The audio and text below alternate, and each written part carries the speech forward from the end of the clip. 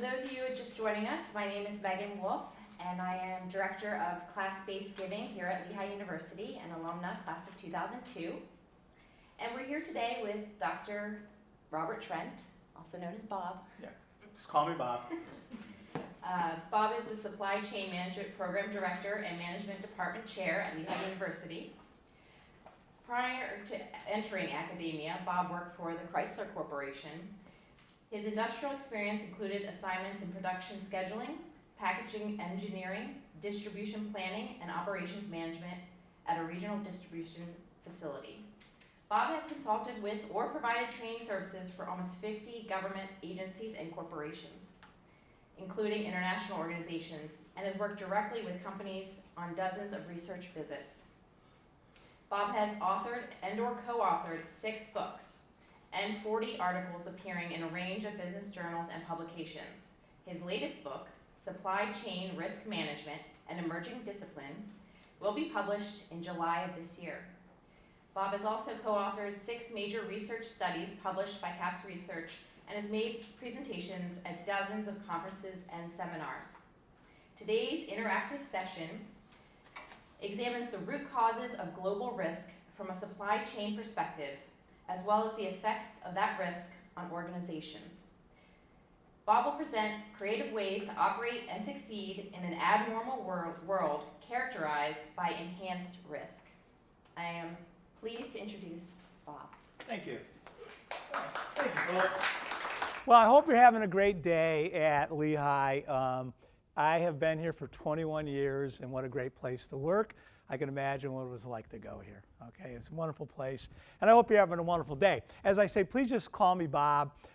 It says Robert because that's like on the birth certificate, but you know, growing up, there's only one reason I was ever called Robert. What was it? Big trouble. In fact, for a long time, I thought my last name was Robert. Get over here. That's the way my dad. So I was shocked when I found out it wasn't. You know, it said in the thing, the new normal. And then I come in and I say, the abnormal. I don't know what the new normal or it's really kind of abnormal today. And we're going to talk about the world from a perspective that I hope isn't boring. And I don't want to be depressing. We're going to go over some topics and some issues.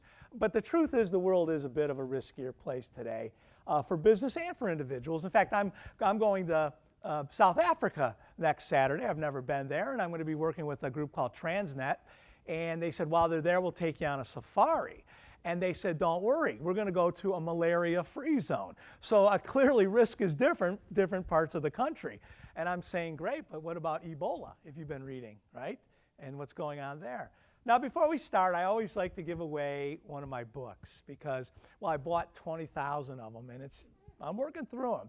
And this one is clearly one you would want to read called Strategic Supply Management, Creating the Next Source of Competitive Advantage. I've been told it's one of the best books you'll ever read if you have trouble falling asleep. Open it up, put you out like a light. It works on me too. The other thing is I don't want to brag, but it's signed, which means if you sell it on eBay, you get 5 cents more, just for that. Now, here's how I do this.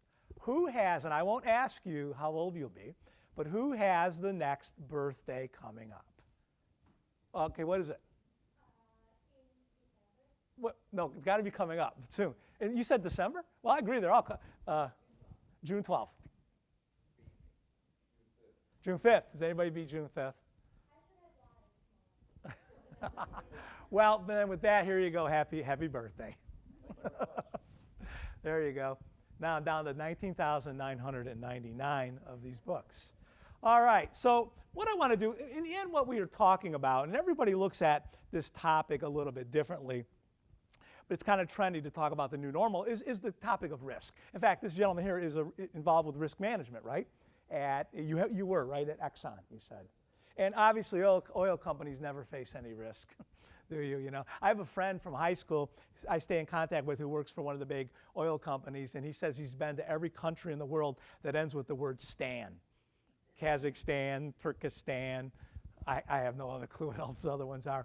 And so are any of you, have you started your own business? Any of you?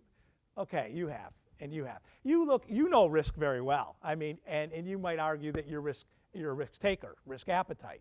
Some of us are risk averse. I could make an argument a lot of people go into academia are fairly risk averse. It's a fairly stable environment with something called tenure, right? And that's not risk averse. Finance, anybody in finance here?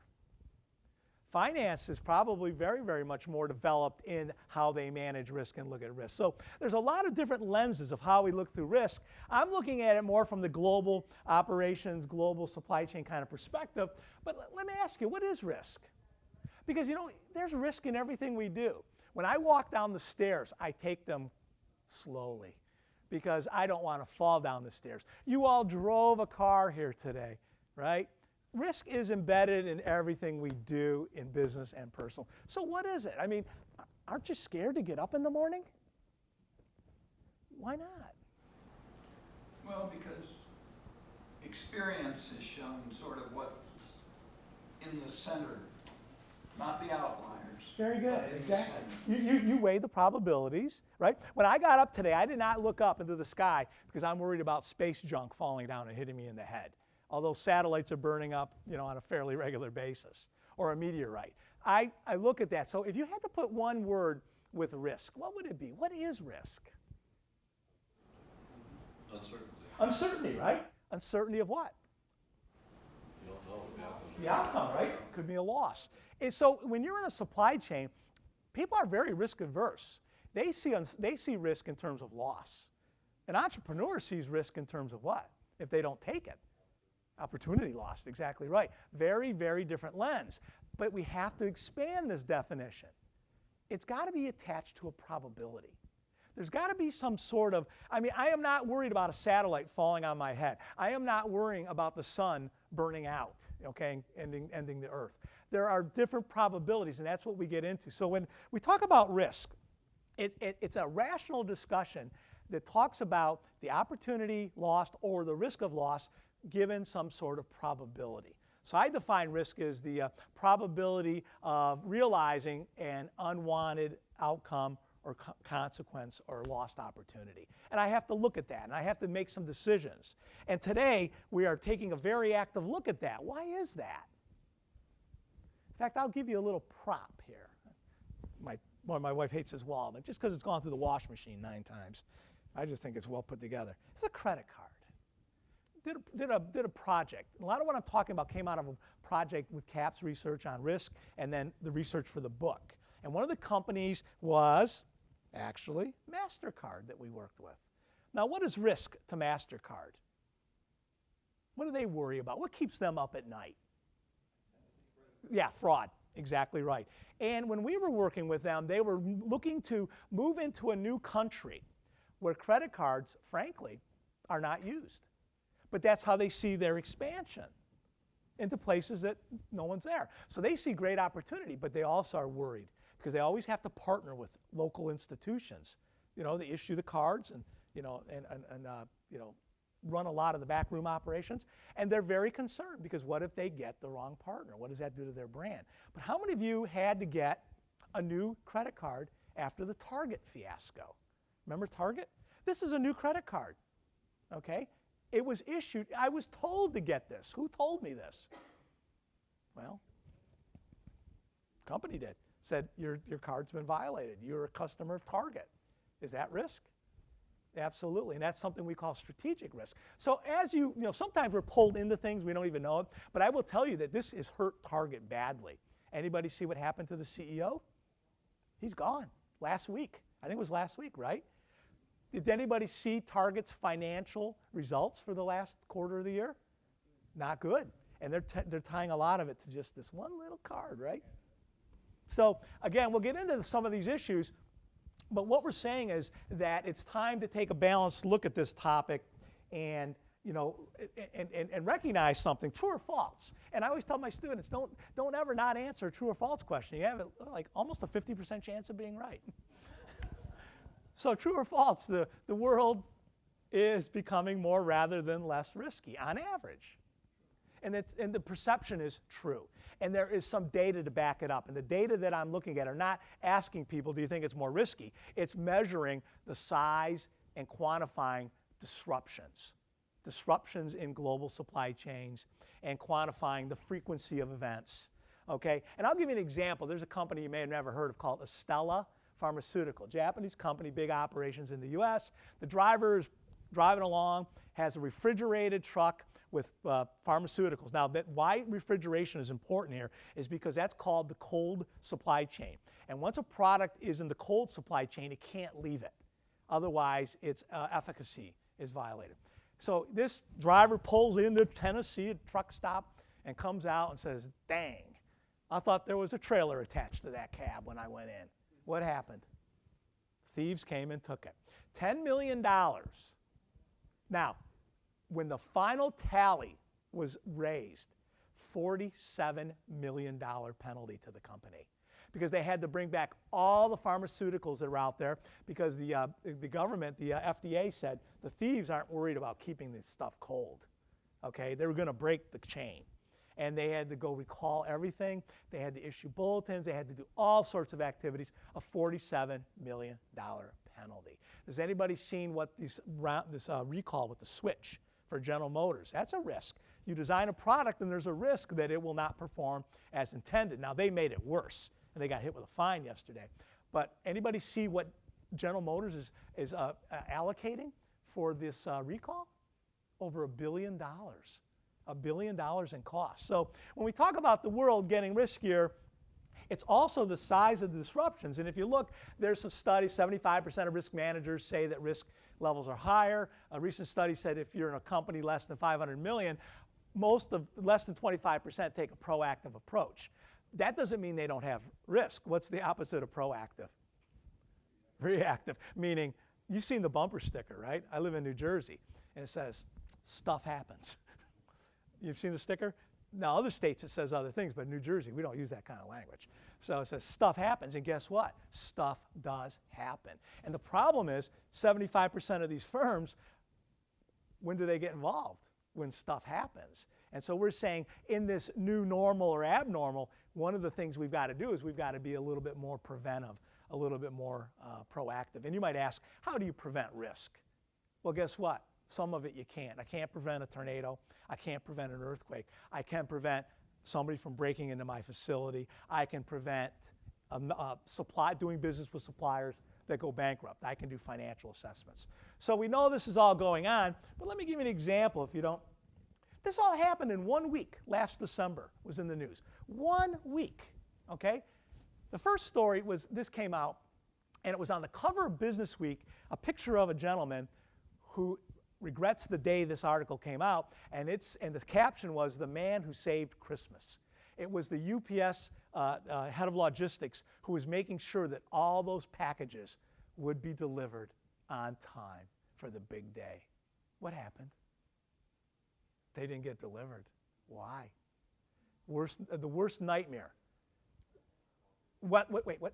Yeah, very good. Weather not only causing delivery delays, but a secondary effect that kept people from the malls and put them inside to order more online packages, which drove up the demand even more. So they made a forecast initially that was wrong. They brought in more equipment, more people, more planes, and that initially was wrong, and then it was compounded by the weather. Remember, folks, forecasting is one of your riskiest activities you do. Forecasts are one of two things, wrong or lucky, okay? In this case, they weren't lucky.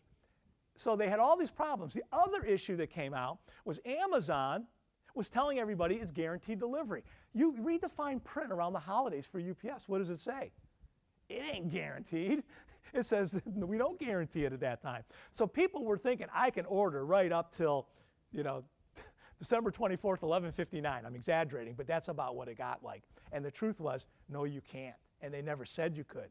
So, and then Amazon started blaming UPS. It got very, very ugly, okay? Affects the brand, affected a lot of people's celebration. Of course, we talked about the Target issue, and I called that, when swiping means getting swiped.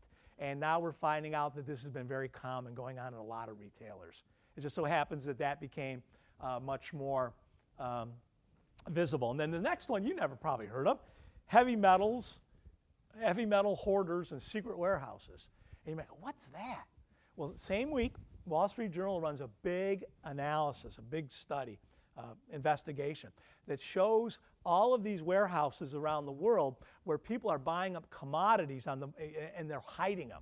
Now, why would they hide them? Don't you want to use commodities like copper or palladium or fill in the blank? Why would you hide them in warehouses? Thank you. They're manipulating the market because the market price is based on supply and demand. If we can pull out and hide supply, it looks like the market is low for a certain level of demand. That should drive up the price. Then I enter the market. So they're really engaged in market manipulation. And in fact, it's legal. Okay, banks are even doing it, investors. So all that came out, and a lot of the people who buy commodities to actually use them in their business were saying, man, this just doesn't seem right. You know, I'm not only competing against other companies that use commodities, I'm competing against the hoarders and the manipulators and the investors. And that came out. And then, of course, I don't know if you saw this one, the driver at FedEx, this went viral, who was flinging packages on the porch. I guess the guy is an expert at Frisbee golf. What a technique. But it was there for everybody to see. And, of course, FedEx, that's their brand. And one of the things you have to think about is the wild card is social media. Okay? So that all happened. How was your week? I don't know. I hope it was good. Better than theirs, I think. Why do you think the world's becoming more risky? What's some of the reasons? Why? Transportation and communication technologies Improvements? improvements. Shouldn't that make it less risky? Not necessarily. Okay. I will tell you this, when it comes to transportation, we are stretching our businesses all around the globe, and that's a decision we make. One thing we have to recognize, you know, companies and other organizations like to complain about the environment, but in fact, they inflict a lot of it on themselves. You know, if I choose to be MasterCard and go to a country I've never been in, I made that decision. If I choose to stretch my supply chains, you know, all around the world, I choose to do that. So those are issues. Well, and you know, I'll tell you what, you know, there is a defining moment that really got everybody thinking about risk. And I know you might think it's 9/11, you know, back in 2001, but that woke us up to terrorism and hazard risk. But the 2008 financial meltdown was the big wake-up call for most organizations. That's when really they got scared and actually really retrenched and became completely risk averse. So we had that issue coming out that's made and we're still working our way through that. We talked about the hoarding and the manipulation of the markets. That's out there. Anything else? Louder? In general? Okay, sure. And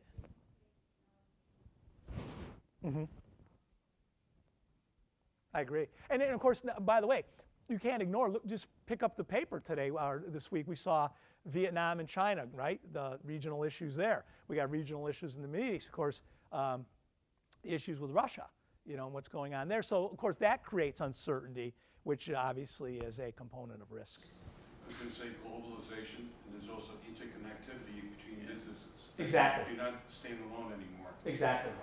The speed and I agree with the communication fast. Transportation, the technology changes created a much more integrated network with a lot more risk that has far-reaching changes. Absolutely right. You can have a hacker in Russia disabling us. Also, the speed of communication, how word gets out. Before, you know, when I was a kid, if you did something stupid, you just hope it didn't get past your local paper. You know, now, you'd be grateful if it was just in the paper. You know, now it's everywhere. Not that I got in the paper that often. Headline, Robert does it again. But he goes by Bob. Yeah, Robert, right? And I'm not going to go over all these, but one of the things when we were working with our, that stands for the Center for Advanced Purchasing Studies. One of the things when we were doing our risk study with companies, we also were doing a lot of discussion about what we call megatrends that are out there. And whether you like them or not, they're happening. And I'll give you an example. In the United States, a couple of years ago, something big happened. Every 8 seconds, somebody in the baby boomer turns 65 on average. And the baby boomers are going to retirement. And the generation coming up behind the baby boomers is about 11 million smaller. So either we're going to have to get more productive or there's going to be a mad scramble to get the talent to replace the people who are retiring. But so demographic issues start to kick in. You talked about global issues. You can't argue the issue about the sustainability that's going on. We've talked about, you brought up information and knowledge. We talked about commodities. We talked about, you know, risky global supply chains. a lot of things going on. Political and social unrest we just talked about. Higher level outsourcing, meaning companies taking big parts of their business and outsourcing them, but creates some serious risk. I actually will be in Seattle before I go to South Africa next week, a little company called Boeing. And I actually, about a month ago, month and a half, toured the Dreamliner plant, South Carolina. And it's amazing what a risk-reward model. Now, they have seen the risk part of it, haven't they? Suppliers that weren't performing. But literally, engines come in, they're done. The flight deck comes in. The wings are pre-assembled. The fuselage is all wired with all the oxygen in like tubes, and then they're bolted together. And literally, you just see pieces coming in off of a giant plane that they've developed that goes around the world and picks up these pieces and brings them in. And literally, the facility door opens, and the plane's right there. They open it up, and they bring the wing in 30, 40 yards. No big deal, and to them. But what an amazing supply chain. But it's had their challenges with the product. But there's no question that they've outsourced a lot of things they've used to build, and they are feeling that a little bit. And of course, customer value expectations. I can remember, in the aftermarket at Chrysler, we were making a major change. And major change brings its own set of risk.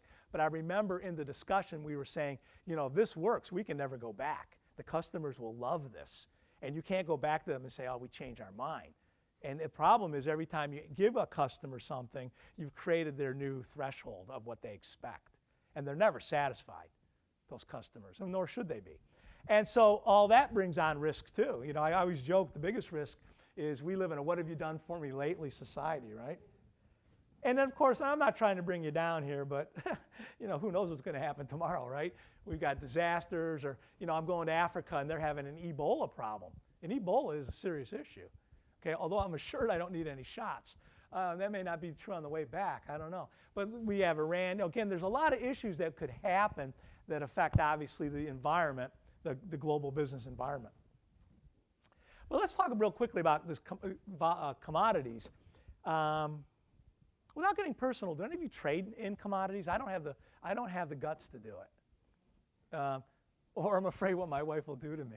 I think that's the true story if I hit the downside. Because commodity trading is risky, right? Would you agree?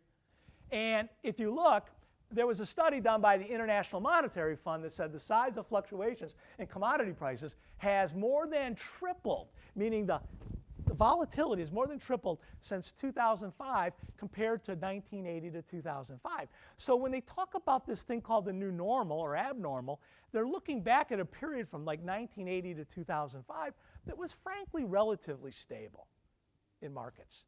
But now it's not like that. And the problem is businesses can't plan well. Finance people, I do a course called Supply Chain Finance, and where we bring the supply chain world together with the finance world. And the one thing I've learned about finance people is they like uncertainty even less than supply chain people.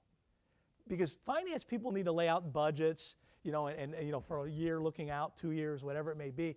And if they don't know, for example, a company that we work with is a Hershey's, right? You've heard of them. It's a sweet company. And obviously, a strategic item to them is cocoa. Do you know that one of the most volatile items in the world right now is cocoa? And there's reasons why it's volatile. It's not attractive to young farmers. It's susceptible to pests, and there's fertilizer shortages. They've got a lot of issues where cocoa is grown, primarily in 5 countries in Africa with insurrection. It's not a very secure market. And if you're Mars or Hershey, this is your lifeblood. You can't live without cocoa. Now, people might say, I'll grow cocoa in New Jersey. Well, it doesn't work that way. I actually had somebody, we were talking about sourcing bananas and some of the issues, and someone said, well, I don't know why we just can't buy Jersey fresh bananas. And I said, I don't want to say anything, but Jersey's not conducive to growing bananas, okay? Apples maybe, peaches maybe, but not bananas. And so the problem is we need this commodity. What do you do? What do you do if you're Hershey? Because I'm going to tell you, this keeps them up at night. If you're in the auto industry, you know what keeps you up at night? And you were literally feet from it today if you came in a car. An item called palladium. How many know what palladium is? It's an element, right? And it's an element in a vehicle. Everybody's got it. In your catalytic converter, it replaced platinum. We're not going to go into it, but I'm going to tell you it is by far the worst horror story in the auto industry over the last 10, 15 years. Because the market's out of whack, it's a byproduct from nickel and platinum, and it's generally only found in quantity in Russia, right? How's that going? And Africa. Anybody following what's going on in the mines in Africa? A lot of labor unrest right now, okay? I mean, South Africa's official unemployment rate is 25%. That's the official rate. It's much, much higher. So there's a lot of unrest going on over there. And so you've got these two markets where they get this item from, and they're very unreliable. It's been manipulated very much in the marketplace. And again, the only way to get more palladium is to mine more nickel or more platinum, and those companies say, forget you. Why would I mine more nickel if it's not needed? I'll just drive the price down. So it's been very volatile. Now you might say, why don't you just get rid of palladium? Why don't you just design it out of the car? Well, guess what? It doesn't work that way. They're not interchangeable. We'll talk about that a little bit as far as managing risk is flexibility. And tell you how slow change is in the auto industry. A number of years ago, Chrysler, when they came out with a minivan, they came out with an innovation that seemed very minor, but it actually was dramatic, almost revolutionary. They put sliding doors on both sides of the van. No one had done that yet. Now, why was that important? Because a lot of parents said, look, if you park on a one-way street, left wheels of the curb, your kids are coming out into the traffic. Or if you just want to empty them out, you know, all those 28 kids you got piled back there, 2 doors is better. Ford said, okay, we're going to do that. It took them a redesign, $70 million in almost 3 years to add a door to the other side of the van. Now, doesn't it sound like it's easy? You just take out some cutters.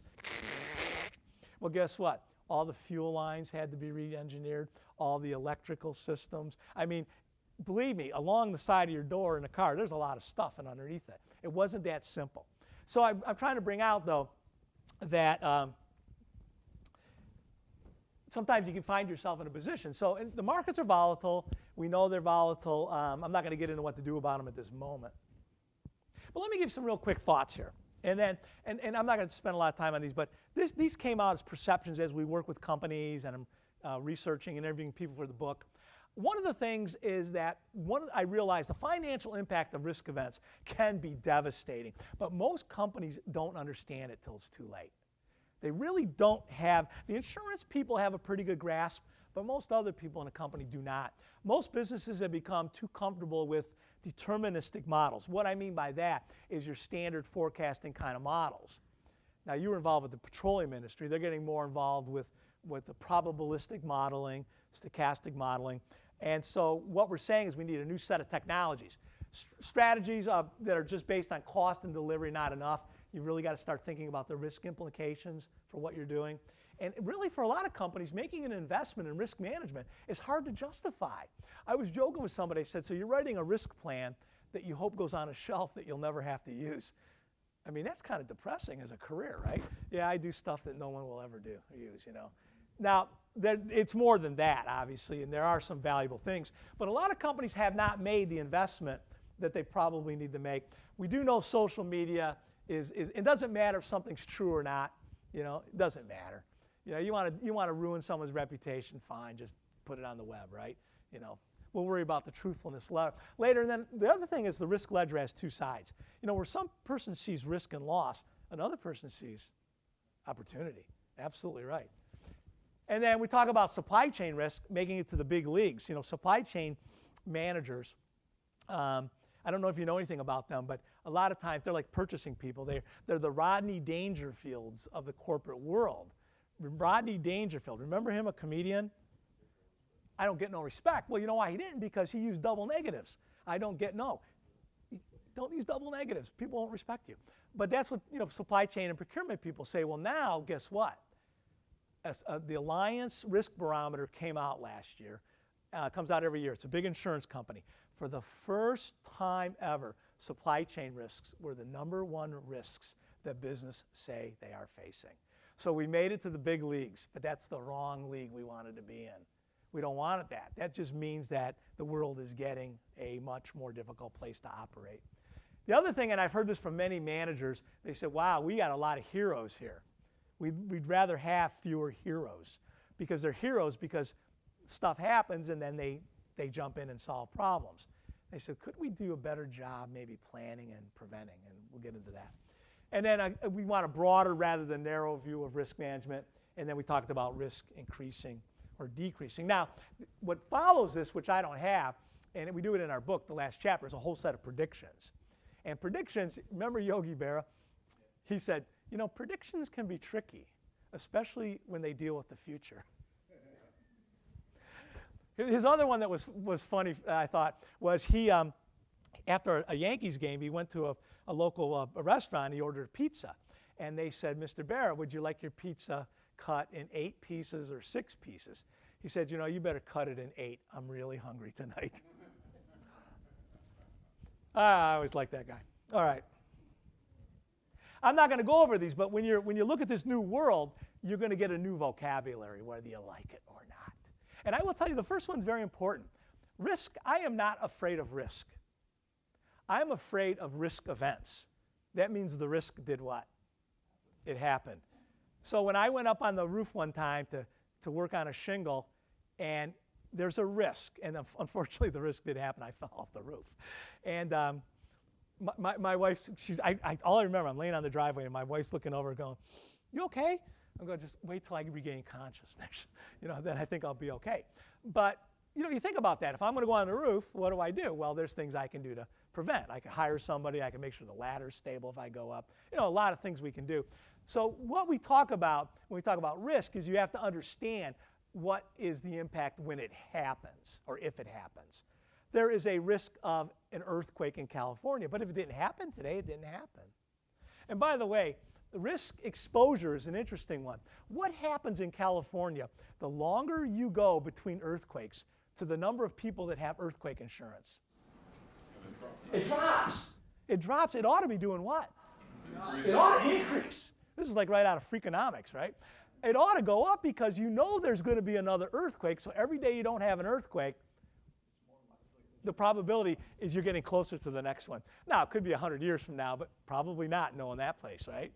And then, of course, then all these things that come up. So all of a sudden, businesses are starting to say, and they're saying to us, you know, how should we organize?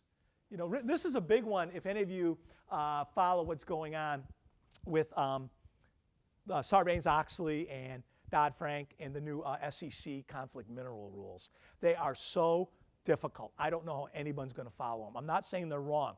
I'm saying they're very, very difficult. And I'll give you an analogy. What the government's saying is if you use tin or gold or some other materials, you have to verify they don't come from Central Africa and certain regions. Now, the problem is the way the supply chain works is people collect all these items and kind of put them together, and they look the same. Imagine buying milk in a store. You're Wegmans, and you buy milk from a dairy, and you got to verify where the milk in that jug, which farm it came from. Good luck. It doesn't happen, doesn't work that way. And that's the challenge we're having right now, is trying to track back to where things come from. It goes back to my rules of, my law of rules. Those who make the rules are very rarely the ones that got to live by them. Because if they did, they wouldn't make that rule. That rule is going to be next to impossible to, I think, enforce and comply with. So anyway, all these things come up, risk resiliency, all that stuff. And resiliency just means I can bounce back. And so the question is, what can we do creatively? What can we do? I mean, do I pull my covers over and say, please don't let anything bad happen? Make a market where you buy and sell futures and on the risk that you're trying to. Oh, that's interesting. Sure. Almost create a market for risk. And again, who's to say that won't work, right? What else should companies? Good, very good. What else should companies do? Hedge. Now, see, and I agree with you. That's where we get back to mostly with financial. I'm thinking, though, what about all that other stuff out there that we've traditionally not paid a lot of attention to? There's a lot of new techniques, and I'll go over these real quickly. Just a couple I want to show you with. And what I'm saying is let's think a little bit out of the box. There's going to be all the traditional. Generally, what happens when a company faces a risk, it picks one of or more of 5 choices. It tries to prevent the risk. It tries to mitigate the risk, meaning if it happens, we'll manage the outcome. It tries to prevent the, pool or share the risk. it tries to shift the risk, like with insurance, or it accepts the risk, says I can't do anything about it, I'm just going to have to deal with it. Now, unfortunately, for a lot of companies, acceptance is the de facto risk management technique because I haven't done anything. So, I accept it because I haven't done anything. Now, with that, there's some things that are kind of creative. One of them is obviously, and I think you were bringing it up earlier, scenario planning. To at least envision scenarios where it might occur. Yeah. And then come up with strategies that would mitigate it. Exactly. And so we look at probability and we look at the impact, and it starts to give you guidance. For example, my wife is a high school administrator, and their worst nightmare is a shooter in the school. Let me be clear. I mean, fires, honest to gosh, they get those kids out in 2 minutes, and with a fire drill. But their big fear is obviously that. And so the probability, though, is very low, but the impact obviously could be very high. So we develop crisis management plans, and believe me, they have them very clearly. So again, this is an approach to start to give some structure to what we are doing to try to better manage this risk in this new environment. This is a technique that my co-author pioneered, and it's called spider maps, and it's a tool of discovery where you go through 100 questions and you try to understand how well you're doing in different areas.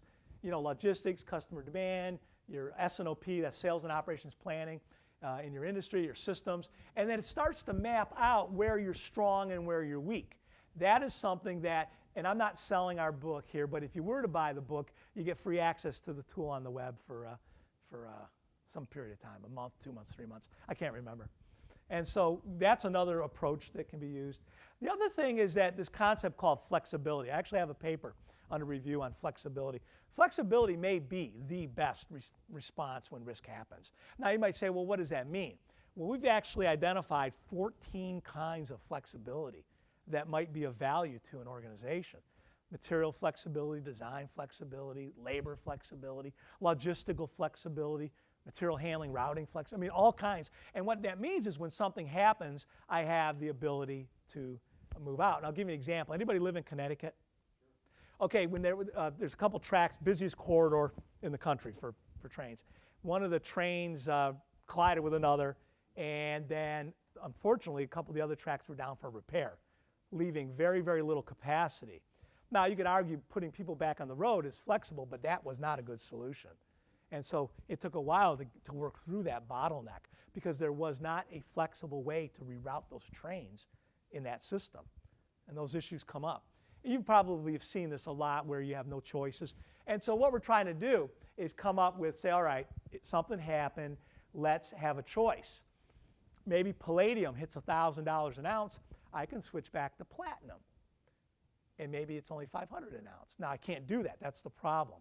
The auto industry can't switch back and forth. But wouldn't it be nice if we could? If anybody's interested in this paper, you send me an email and I'll send it to you.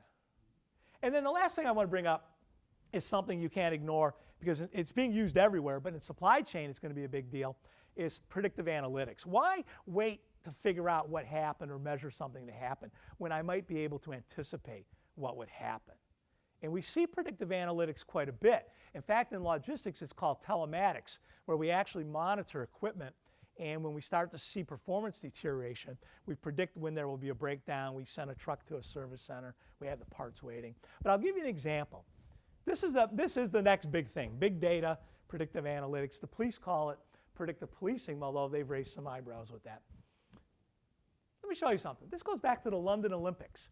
And this was an analysis with some statisticians in the Wall Street Journal predicting what would happen in the Olympics. This is predicting. U.S. was going to get 108 medals and 40 blah, blah, blah. You can see the gold are in the parentheses. And then, of course, there's another 150 countries underneath. And by the way, the ones at the bottom were very accurate. You're going to win one medal, you won one medal. Now, they're not sure exactly who's going to win what. They just know overall, looking at the events, here's what really happened. Look at that. Look at China. 38 gold predicted, 38 won, 92 medals, 87. We're down a little bit. Obviously, everybody was pretty ranked ordered, except Australia really dropped. My sources tell me they threw one too many shrimp on the Barbie. But so that was the thing. But look, and Japan dropped a little. But look, Korea picked it up. Maybe the Koreans took the Japanese medals. But by and large, this is very, very close. This was done months before the Olympics ever took place. That's what predictive analytics is about. Taking all that data that you have in a business and learning and understanding from it and predicting the future. That's where we're going to go in risk management, and why, I think a lot of companies will actually, they'll do quite well in this new environment. They're going to figure it out. They're going to come up with the new tools, new techniques. They're going to put their brain power. They're going to push things. What I'm seeing now today, and this is where I'll close, see if we have any questions, is that there are not a lot of good tools available on the market. Companies are developing their own. When I was at Chrysler years ago, I worked with a team from IBM, and we developed what was essentially today a warehouse management system. But we developed our own. Today, there are over 300 companies that sell software for warehouse management systems. So that's going to happen in this environment too. You're going to see more and more and more that you'll have off the shelf some really good stuff. But right now, it's not there. So companies are kind of doing their own thing in this area. Okay? Any questions? Any observations? We'll keep you right on time. Yes, sir. Well, just a comment about risk. There are a few companies now that are starting to bring goods back from foreign countries where they have been manufacturing overseas because they've lost control. Correct. Quality control has been a big issue with risk. Billy brings up a good point. In fact, I was just on a phone conference with people in Harrisburg, Pennsylvania, state of Pennsylvania, with government officials, because I'm going to be facilitating a conference on reshoring. Exactly what you're talking about. And IT also. Right. Implementing IT and the right software to make it go. Exactly. I mean, Hershey missed Christmas and Valentine's Day. Yeah, that was their year. ERP, right. Yeah. Exactly. A couple of years ago, they missed it. Very good point. Very good point. On the software for this stuff, you mentioned that there are a lot of them available. It seems to me that one of the comments that people who have sold software have made to me is that there's always change to the software and then change to the company to adapt to that software. It seems to me that you want something that is sort of proprietary, that you develop yourself and have your own IT person or persons, so that if that one person leaves, you're able to adjust it, and if your company changes or goes a different place, that you can tweak the software without being dependent on an off-the-shelf piece of software. I mean, that's the classic insourcing, outsourcing. That was the decision when we were doing our own system with IBM. We actually brought in some outside programmers, and we lived to regret that particular decision.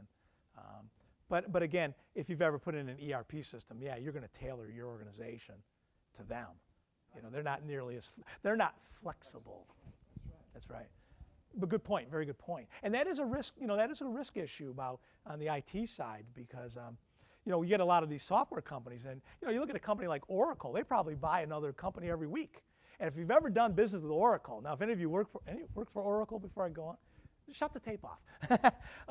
Oracle's a hard company to work for. Larry Ellison, they're very difficult, very challenging, and they have a lot of power, and they will use it. And the problem is they buy all these companies up, and they're getting bigger and bigger and bigger. So that is an issue, and that is a risk. If I'm an Oracle platform, it's hard to switch in software. Is what I'm getting at. The switching costs in software. If you're going to put in an ERP system and you're implementing it, and you go into your manager and say, "We change our mind," you know what they say? And this is an academic term. Suck it up. You're not changing. We just spent $5 million to the system. You're putting it in. Okay. I know, because I went through that. Anybody else before we? Well, good. Thank you. I hope you have a great day at Lehigh. I've been here 21 years, and I love the old buildings. They're still the same. The only change I don't like at this school, I'm going to be very honest with you, over 21 years, that hill is getting steeper. And I got to talk to somebody in the geology department, but every year it's just a little bit more of an incline, and I don't know why that is. But what a beautiful place. I hope you have a great day. Thank you. Thank you.